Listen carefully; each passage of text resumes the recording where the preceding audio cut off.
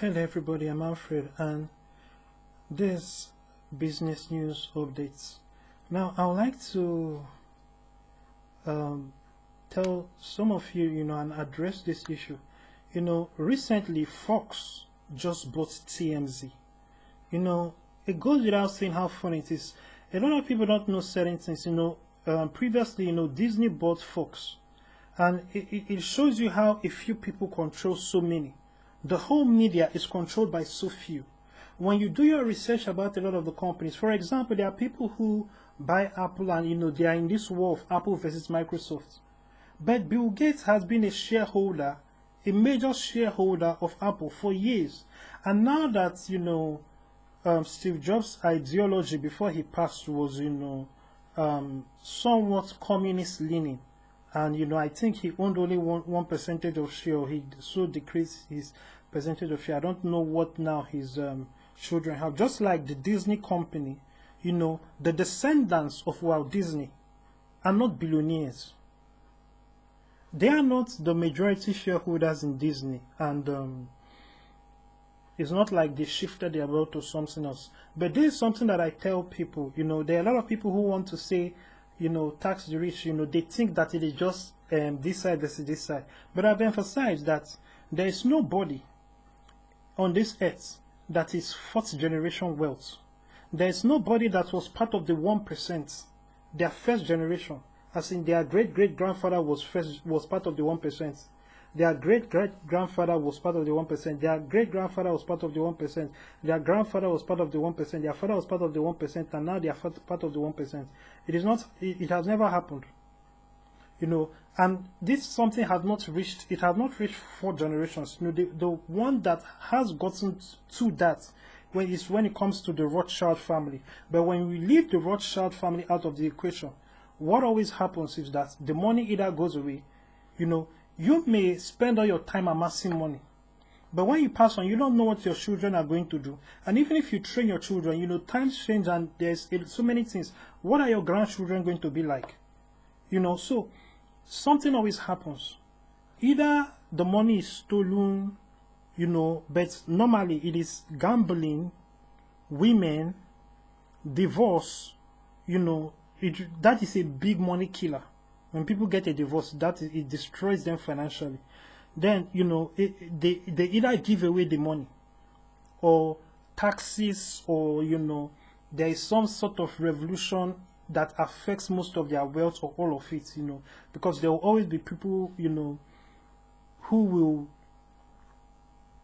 be thieves, and in politics, so there is always something. But there is nobody that has lasted 4 generations apart from the Rothschild family. The Rockefeller family does not even fall into this category of where they were all 1%. You can say that some of them, one was, part of the 1%, then they fell, but they were still comfortable. But later something happened to one of the children, did something, and then they rose again, and then they fell. But there's nobody that has maintained it for 4 generations. 4 generations is not even too much, because everybody on this earth has been, your bloodline is many generations, long, but nobody have lasted 4 generations apart from the Rothschild, family, and that is just a fact, and of course there are a lot of people who are born, when they are born with a lot of money, they have that pressing to just give it away. They give away much, and that a lot of times is one majority factor, not to mention that there are people who it is their business to look for rich people to ask them to give to their charity organization, not even including, talking about stockbrokers and investors, and, people who will make such people who have money lose their money by investing in things that, turn out to be crap at the end of the day, but all of that being said, it is very important that you understand this game that is being played. When it comes to media, only few control so many, few companies, and it is dangerous, because now we are looking at a time where some people are trying to consolidate all the wealth, and that is true. And interestingly, the people that are doing it are the New World Order folks and the people who are using socialism to do it. Because what socialism does is that it creates inequality like never before. Because it strips ability. Right now, the so-called inequality is a result of different inputs. Therefore, there are different outputs. First of all, everybody does not start at the same level. But that's a given. Let's say you are a female and you are good looking. That puts you in a different bracket from somebody who has the same amount of money that you have. Even if, let us assume that your brain capacity is the same, your beauty puts you in a different position when it comes to advantages. Now let us look at men. There are so many different factors, including intelligence. Like there's someone I knew in school back in the day, where, she can look at a book and just flip through the book. And anything you ask her about what is in that book, she will give you the answer. Now, that is an extraordinary use of the mind. Just like there are some people who have trained their mind and they are able to look at a mathematical equation, a calculus equation, a very complex one.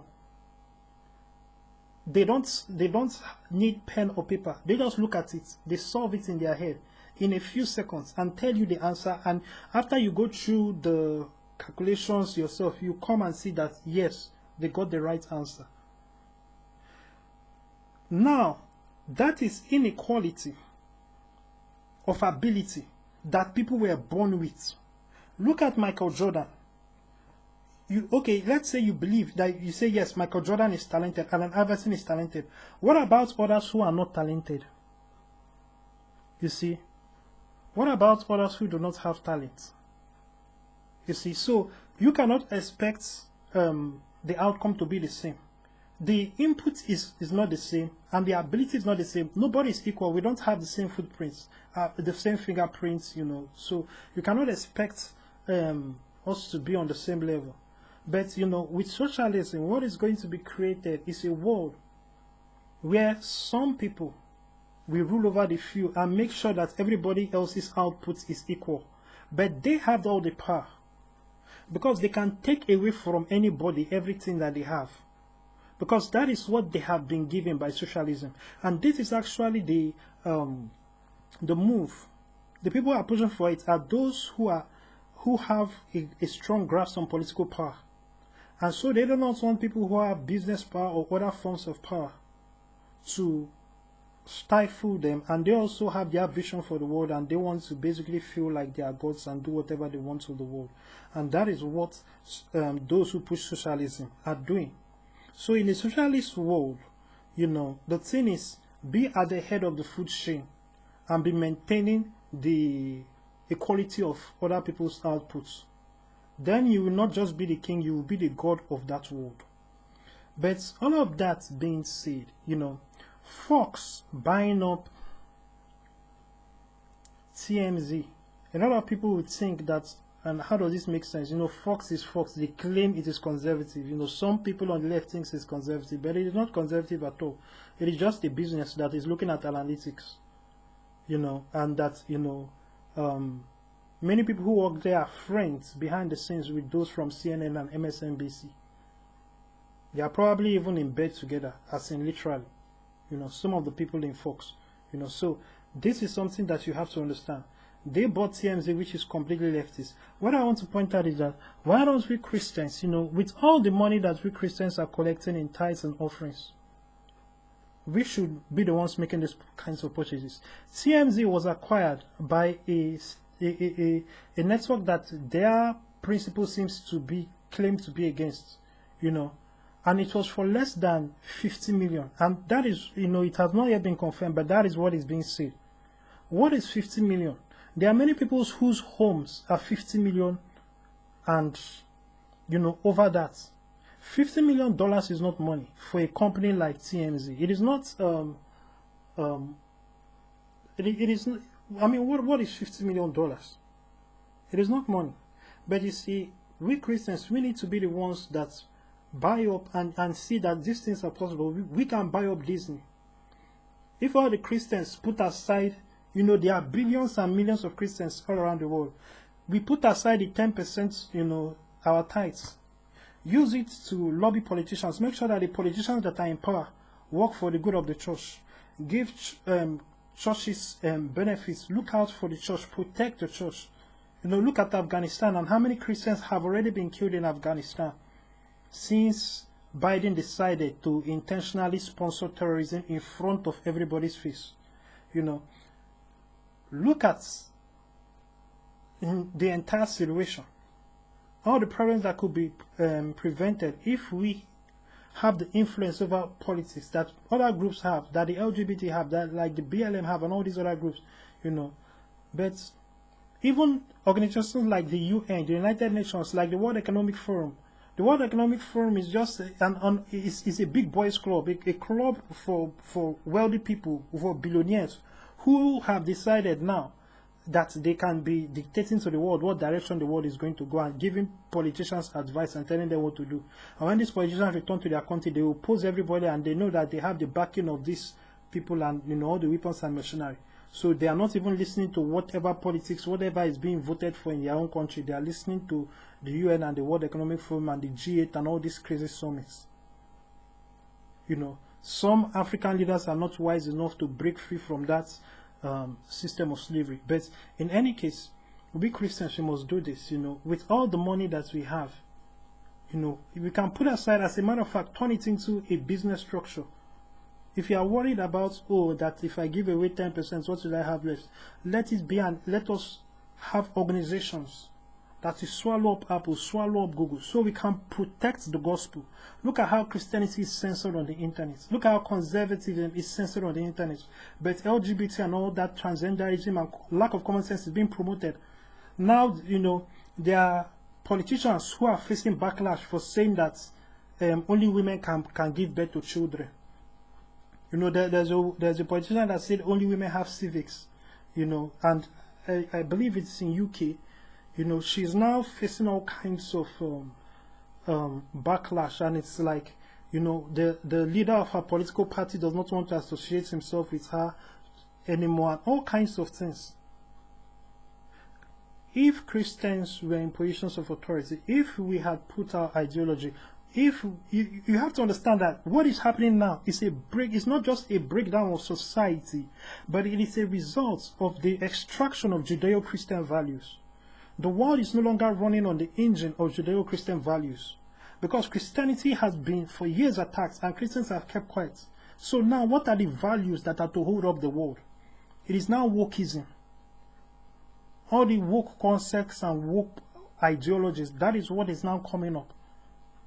And it's not making sense, and it's dividing people and destroying everything. All the money that we have, we can start corporations that will buy up, create the Apples. Let us look at something very simple. How can we destroy Apple and Microsoft and all of that? The people who work there are human beings who use their brains, right? Many of them would soon pass on. Some of them will soon die because of old age. But where do these people come from? Schools. What keeps Apple going is not Apple, but it is these students, the intelligence of mankind, the smart students that will feel and create new things. Because all the inventions of Apple right now will be outdated soon. As a matter of fact, all they are doing now is creating phones with bigger cameras and more cameras. There is no true innovation when it comes to Apple since Steve Jobs' death. But that being said, we can just channel the smart students in our direction towards our company.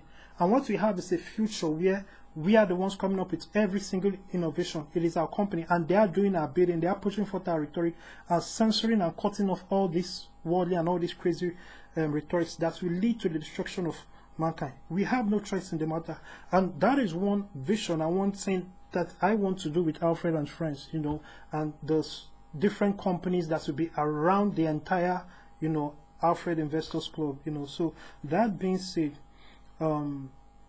reach out to us on alfred.vip, or you could check out invest.alfred.vip, You'll find the links as alfred.vip. You know, it's important that perhaps you invest, perhaps you have ideas, you know, we can work together. You want to unite your company with our own, you know, you want a partnership, let us do it. You know, because there's much ground to cover. If we don't do it, nobody else will do it. And the world will suffer, and they will keep on going in darkness and be looking for all the wrong solutions, instead of addressing the problem by bringing forth the right solution, which is Christ, which is Jesus, which is the gospel. You know, for the gospel is the true solution. It is the answer. Jesus is the answer for the world today and every day. Without him, there is no other. Jesus is the way. So thank you, and God bless you.